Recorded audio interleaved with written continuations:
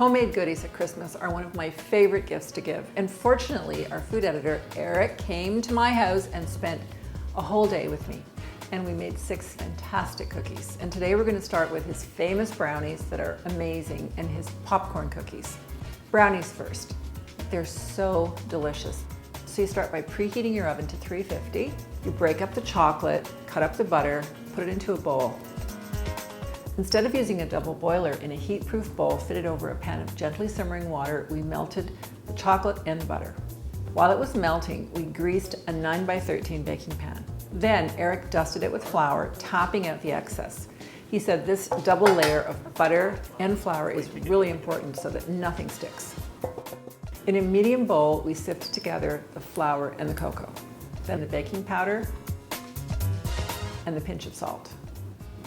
Meanwhile, in an electric mixer, we beat the eggs and the light brown sugar until the mixture was pale and golden. That took about 3 minutes. Then we added vanilla. Meanwhile, our chocolate mixture was melting. So we gave it a stir, made sure it was nice and smooth, and poured it into the electric mixer. Oh, it's very nice, creamy. It's very satiny and yeah. Then we added the dry ingredients and combined them. Should let it mix in a bit before you keep adding it.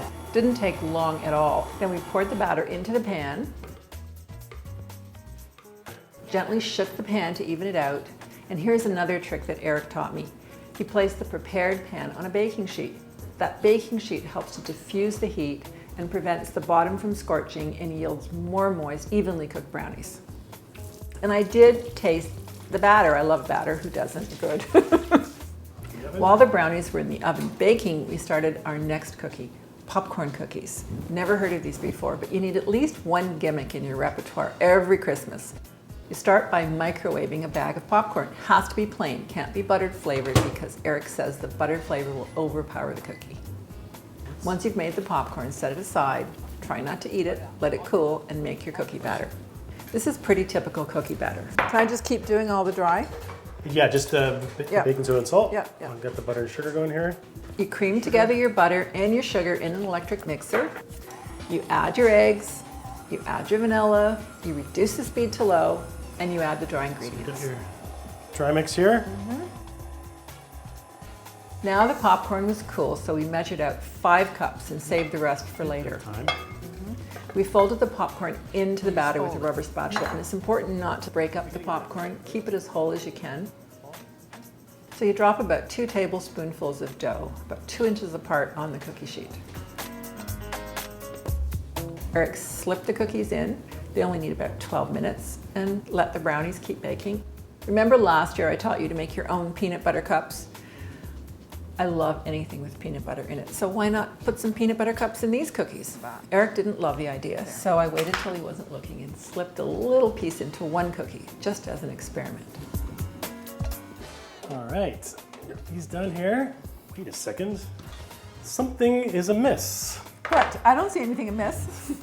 That's a surprise for you. Oh, okay. It's a chocolate peanut butter See how it is. popcorn cookie. I just thought you didn't want me to do it, but I did it anyway. You're the boss. Might be good. Once the cookies were out of the oven, we took out the brownies. Wow, they look good. We tested them first with a wooden toothpick, made sure that the toothpick had moist crumbs attached, but not wet crumbs. And Eric said, be careful not to overcook those brownies. Once the brownies had cooled down, we cut them, and I taught Eric a trick. I keep a glass of hot water handy and dip my knife in so the knife doesn't stick to the brownies. Okay, that looks good. They're really good. They're not too sweet. The brownies are super moist, they're not too sweet, they taste really chocolatey. They hold together beautifully. I mean, they're kind of the perfect brownie. The cookies might be my favorite thing we made today because I just love that salty sweet combination, and I like the fact that they're moist and crisp at the same time. You're gonna love these. Packaging these cookies into food gifts was the most fun part of all. This year the theme was natural materials like wood and cardboard in natural colors. Now this is really great. This is a wine box. You would get one from your liquor store. We threw real popcorn in with the popcorn cookies. Really simple. I'm just gonna tie a white ribbon on it. And when you give food gifts, it's really good to remind people that it's food so they don't leave it under their tree for 3 weeks. I think that's so pretty, and with this tag, it'll be perfect. Here's another fun container. This one is round. We just used some natural tissue. It's got its own ribbon. What could be easier? And these are Chinese food containers. I'm sure you've seen them. They come in all different colors with a little bit of craft paper.